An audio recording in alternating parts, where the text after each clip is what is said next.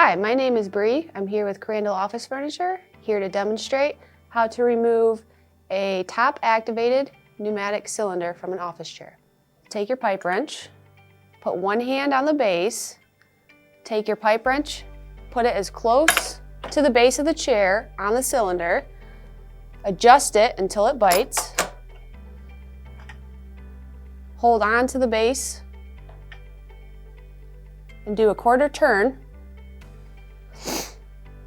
until the cylinder becomes loose. If you need to readjust, move your pipe wrench back up, turn again until the cylinder becomes loose.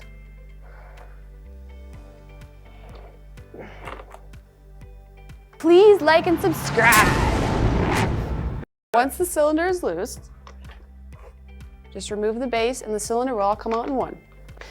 To remove the cylinder from the base of the chair, take either a hammer or a rubber mallet and hit the cylinder until it comes out. If you found this video helpful, please hit the like and subscribe at the bottom. If you have any questions, please reach out to us at crandalloffice.com. Thank you and have a good day.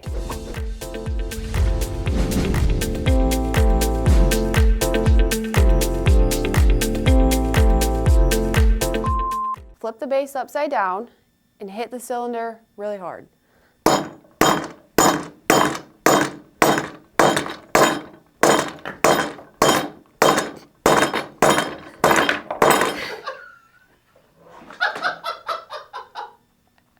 And try not to lose your cool. That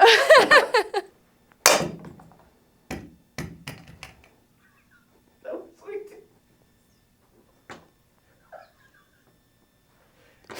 That was like... What? That was way too easy.